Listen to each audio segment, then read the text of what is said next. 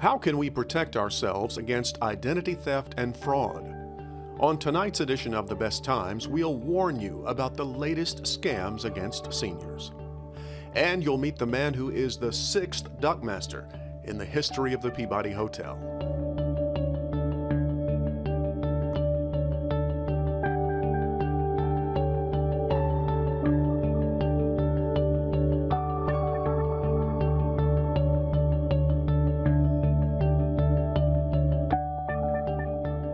Funding for The Best Times is provided by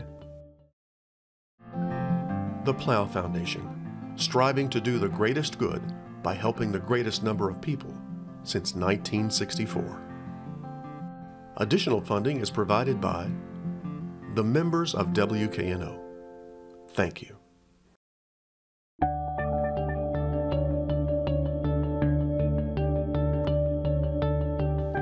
Hello, I'm Chris Hardaway. Welcome to this edition of The Best Times, a series that looks at life after 50. 2016 was a banner year for scammers and con artists. Identity theft alone cost consumers a record $16 billion that year. It's estimated that 1 in 10 American adults have lost money in a telephone scam in the last 12 months, costing each victim an average of $430. Unfortunately, scammers often target the older population because they can be among the most vulnerable to a con man's pitch.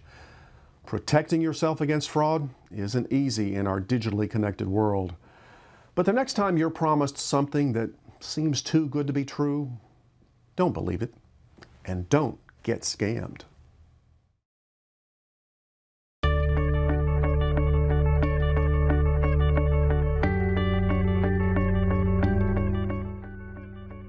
About this time last year, we sat and talked about scams.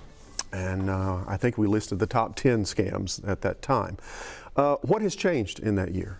Probably the biggest development is that for, I would guess, 2 or 3 years running, the #1 scam that we heard about, government agencies heard about, was what's called the IRS imposter scam, that people would get a phone call from someone claiming to be with the IRS, saying they hadn't paid their taxes, and if they don't make arrangements to pay them immediately, sometimes using iTunes gift cards and other sorts of things. You'd like to think people would stop and ask why the IRS is asking me to pay using gift cards. But many people would fall for it, because I always get a little nervous when we hear the IRS is calling, even if we pay our taxes. That particular scam, after being #1 for several years, has dropped dramatically. Good news being that almost all of those calls originated from call centers in India. And about a year and a half ago, authorities in India and other law enforcement partners busted like 15 call centers. This was big business, 15 call centers where those calls were originating. And so all of a sudden, that particular scam has dropped. In a study we do every year, we determined that last year, across the Better Business Bureau system, the #1 scam was increased fraudulent items being sold on the internet, and people buying something and either not getting it at all, or getting what they get isn't what they thought they were going to get. It's counterfeit, or just poor quality. You know, you talked about the IRS scam and someone claiming to be a government representative. Right. I mean, it's a fact that in cases like that, government representatives usually don't call you. Whether it's state, federal, local, I mean, you're not going to get a phone call from them saying, we're going to come arrest you unless you pay us. That's right. You know, another one local going around, which we picks up every year, is people, in some cases, they're business people, restaurants in particular, are getting calls purportedly from MLG&W saying, you're behind on your bill, and if you don't pay immediately, we're going to shut your power off. And they sometimes target restaurants at lunchtime, at the busiest time of the year, because then people get a little panicky and say, well, I think I paid my bill, but maybe I better pay them again just in case, and we'll sort it out later. And again, MLG&W is not going to make that. They're going to try to collect from you, but they're not going to make that sort of a phone call. Yeah, and they're probably not going to contact you via email either. That's right. Yeah. That's right.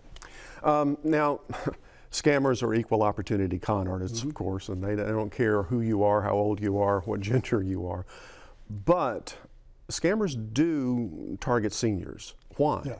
They target seniors. I'll kind of dispel the notion a little bit that seniors fall more often, but they target seniors For a number of reasons. It depends on the type of scam, but for example, if they're home improvement scams, somebody knocking on the door, they're home to answer the phone, to answer the door, or they're there to answer the phone. Seniors grew up at a time when you didn't have to worry that somebody knocking on the door or on the phone call or trying to communicate with you in some other way was a scammer. They're more trusting. And many seniors are really kind of both ends of the scale. They may have a fair amount of money and assets, and so their crooks are hitting them with investment scams to try to steal their money. Or they may be living on a fixed income and trying to get better returns on their savings, or trying to get deals on prescription drugs and health care costs. Or trying to win that sweepstakes. Or they're trying to get a windfall to help out with financial problems. Yeah. And also, I would think that at that age group, you get probably a reasonable number of Social Security, Medicare scams as well. Yeah.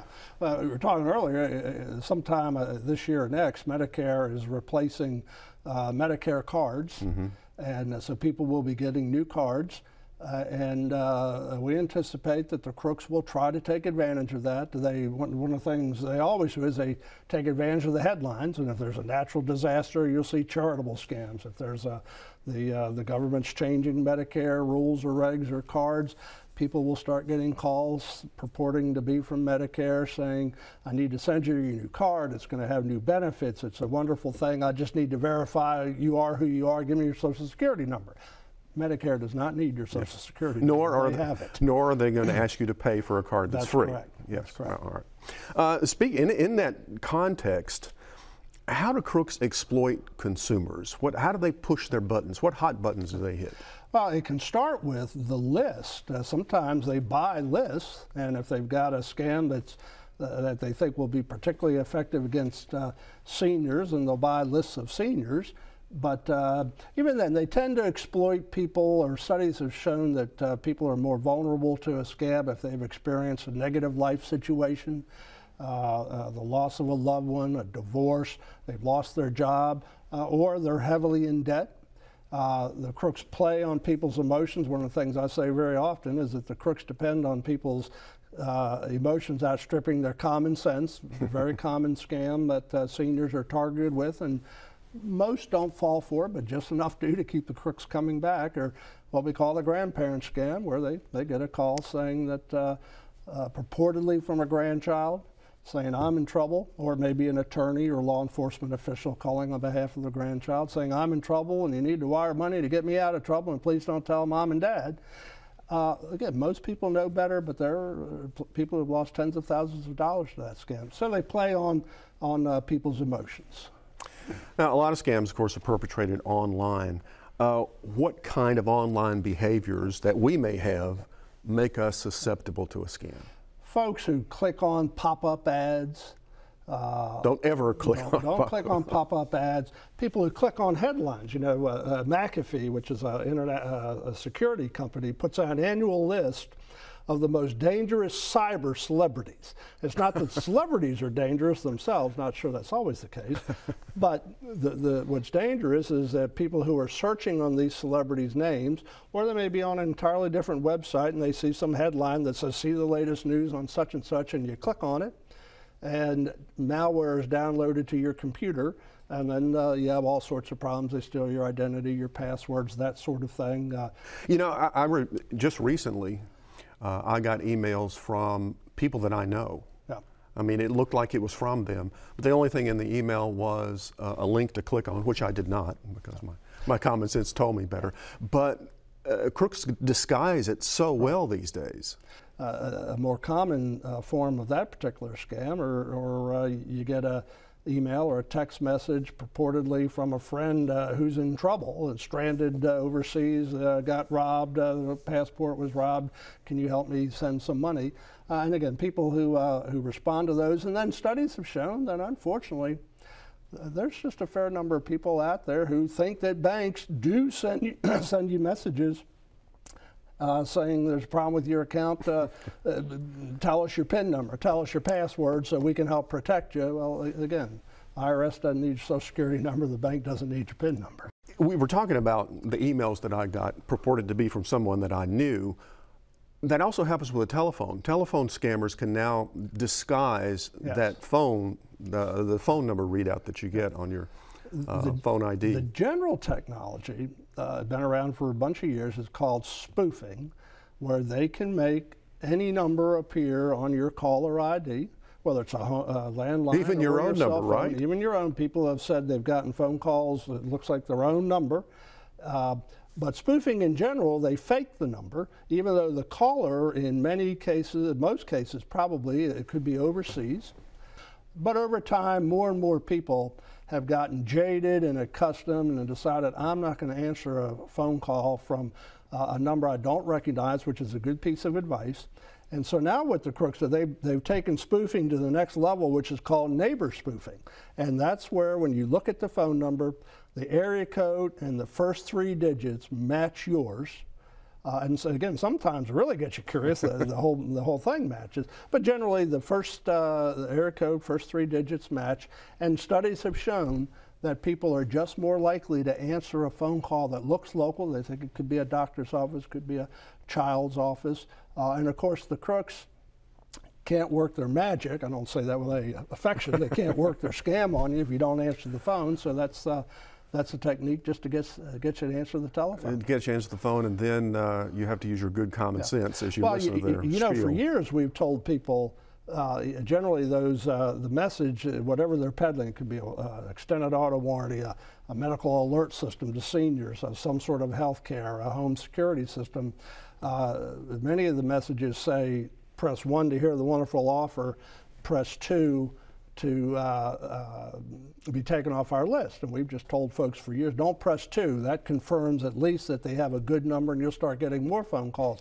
I read just recently that really the advice has become even more, don't answer the phone, because just answering it tells them that they've got a good number. So many of these calls are dialed randomly by what are called auto dialers, and just by answering the phone, in particular by pressing any number, says, this is a good number, and you'll start getting even more phone calls, not fewer. Data breaches are a real problem these days, and it's a growing problem. What can people do to protect themselves against data breaches? Not much you can do, unfortunately, to protect yourself from the breach itself. An outfit called the Identity Theft Resource Center tracks these things. And in 2017, they tracked 1,579 data breaches. That was a 45% increase over the prior year. Some of that is because of increased reporting, but much of it is because crooks are just hacking into more and more databases. The most prominent one last year being Equifax, that the credit reporting agency that really about 143 million people, about half of the people in the country were victimized. So very little, I mean, we're in databases we don't even know about. It's so hard to protect yourself going in. But if you're notified that your information has been compromised in a data breach, take it seriously. Follow the instructions of the company that's notifying you. If a credit card or bank account information was compromised, let the issuer or let the bank know immediately. And particularly the more serious cases, the company will offer free credit monitoring for a period of time. Take advantage of that. Might even want to put a credit freeze on your account so that crooks can't try to open up an account in your name, because the lender won't be able to get your credit report. If they can't get a credit report, they're not going to issue the credit. Now that can be a bit of a hassle if you're applying for credit on your own, so you've got to make that decision. And then as soon as you get your statements, credit card, bank account, look at them. Even if you're not going to pay the bill or balance the checkbook for a week or till the weekend or for a week or so, look at it immediately, and if there's any issues, any problems, let the bank or let the card issuer know immediately. Well, tell me, are the places that offer to protect your identity, can they do the job? Do they work? Some do, some don't. Like any product provider, some oversell their services. What you need to understand is they cannot completely, absolutely protect you from having your identity compromised. And any of them that suggest they can, walk away. What they generally do is if your information has been compromised, they may be able to detect it for you. They're monitoring your credit report. They're monitoring other databases. And then if you do have a problem, they can help run interference for you with the credit bureaus, with law enforcement, with your credit card issuer or banks. It's really just, it's insurance. I mean, you can do it yourself if you run into a problem, or it might be nice to have some sort of a backup. You can go to, the FTC has a website called identitytheft.gov, where you can go and it'll walk you through the whole process yourself. And it gives you instructions of what to do. It has sample letters to send to credit bureaus. So it's an individual decision on these identity theft protection services. Just be sure you understand what they can and can't do. Well, last question. We all know that there are thousands, maybe millions of scammers and crooks out there trying to separate us from our money. What's your best advice? Everybody's at risk.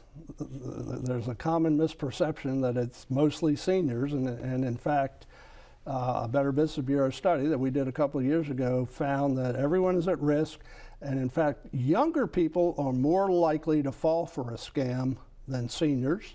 They don't lose as much money. When a senior falls, they're less susceptible, but when they fall victim, they lose more money. So first, recognize that everybody is at risk. Don't respond to unsolicited emails, text messages, phone calls. If you're asked to send money, to win a prize, to help out a grandchild in trouble in an urgent situation, particularly if you're asked to wire it, which you always are. You're either asked to wire it or, again, these days, asked to pay with gift cards. Even now they're moving to Bitcoin, which is a cryptocurrency. It's a scam. Slow down. Protect your information online. Good idea to use strong passwords. A study that was done found that the most common password every year, year in and year out, is 1, 2, 3, 4, 5, 6. The second most common is password. Have strong passwords. And then just kind of when it comes to online purchases, online offers, free trial offers, you need to read the fine print. You need to, the old advice is always good advice. If it seems too good to be true, it probably is.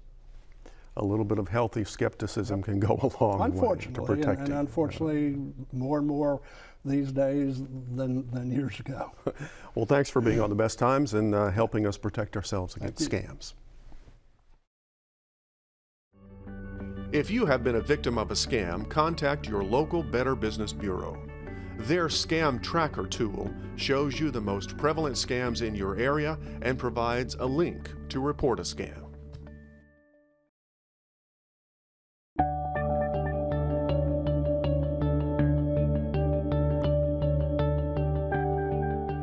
Throughout America, you'll find unique tourist attractions like the world's largest ball of twine in Kansas or the world's only hair museum in Missouri. But here in Memphis, we have the world's only hotel with ducks swimming in the lobby fountain. And the historic Peabody Hotel is home to the world's only Duck Master. I'd like you to meet Jimmy Ogle.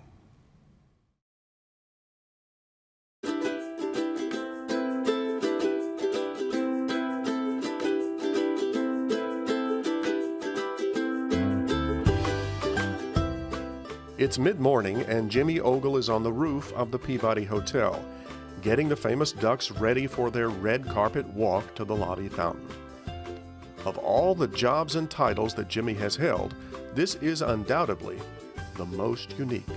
Duck Master, all one word, the only Duck Master in the world. And I'm the 6th Duck Master here. There's over 200,000 people a year to come to this hotel just to watch the ducks march on those 2 times each day. Jimmy is following in the footsteps of the man who created the job of Duck Master and held it for 50 years, Edward Pembroke. Well, he was a former animal trainer for the Ringling Brothers and Barnum and Bailey Circus. And when he got here in 1940, he was really a bellman. And he was able to, you know, be here, be consistent, have the ducks come up and down, have them stay in the fountain. Was able to take them around the city, around the country. In addition to his role as Duck Master, Jimmy happens to be the official Shelby County historian. And the ducks have a very interesting history at the Peabody. Well, it was 1933. Our general manager, Frank Schutt, took his friend Chip Barwick on a hunting trip over to Arkansas. They also took along a set of live duck decoys, which was allowable in hunting at that time. And they also took along another friend, a bottle of Jack Daniels, they say, and they seemed like they paid a little bit too much more attention to the Tennessee sipping whiskey than they did to the hunting. And by the time they returned to Memphis, they realized they hadn't left the decoy ducks on the farm. They were still in the car, so they improvised, brought them into the lobby here, placed them in the fountain as a practical joke on the staff, they thought, and retired to their rooms for the evening. Now, when they came down the next morning, they expected to see the ducks flying around or on the floor, or bellmen chased them through the tables and chairs, trying to gather them up, utter chaos. But the practical joke ended up being on them because they were still calmly floating in the fountain, and guests gathered all around gawking at the ducks. And the general manager, as he should, came up and said, "Oh, get that cleaned up right away. It shouldn't be like this in a hotel like this." But the guests all pleaded with him to let the ducks stay. Twice a day, the Duck March takes place. The red carpet is rolled out in the lobby. The crowd gathers around with special front row seats reserved for the kids. Jimmy wrangles the ducks from their rooftop suite to the elevator and down to the red carpet, lined with guests and onlookers. Everything is choreographed down to the second by the highly trained Peabody staff. But what about the ducks? How do they get them to walk along that carpet and jump into the fountain? The ducks are who they are. We don't nickname them. They're just 5 North American mallards. We have them here for 3 months at a time. They're provided to us by a local farmer. There's 1 drake and 4 hens, and they're about a year old. It takes about 3 or 4 days for them to get acclimated to the routine. So we have a little overlap of sets of ducks. So every 3 months we trade out ducks, a whole new set every 3 months. We don't touch them. They're not pets. We don't give them treats to trick them to walk or anything.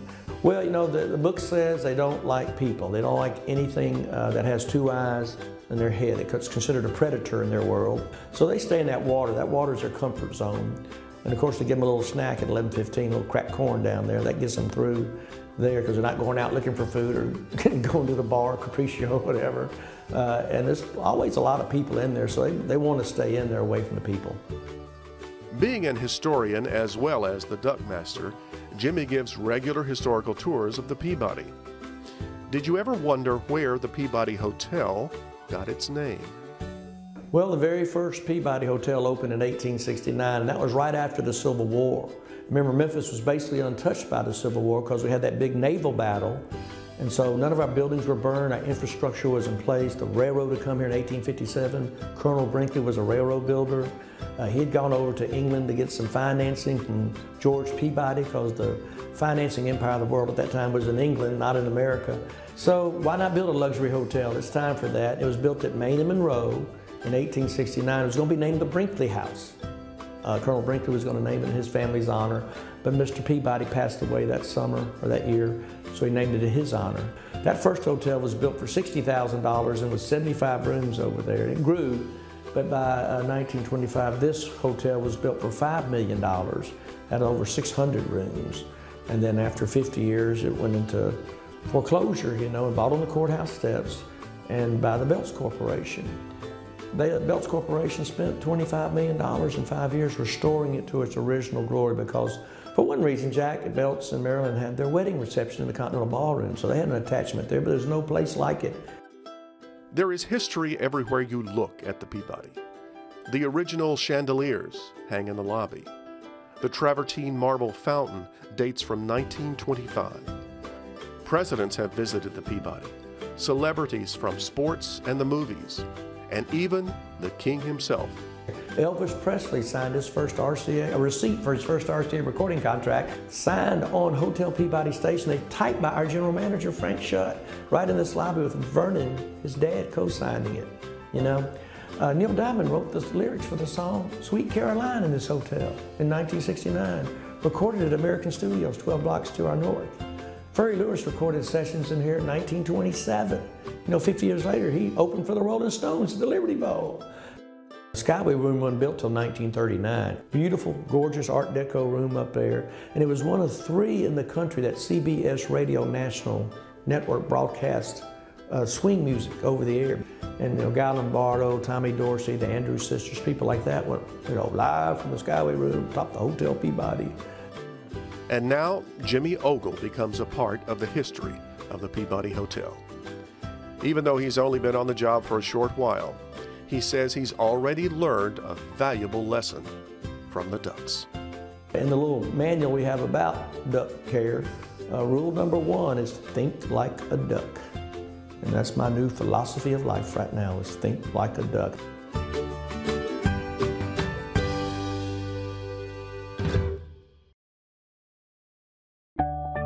Want more information about life after 50? Go online to watch more shows and find more resources. And send us your feedback and story ideas to besttimes@wkno.org. That's all for this edition of The Best Times. Please join us next week for more stories about life after 50. Until then, I'm Chris Hardaway. Thanks for watching.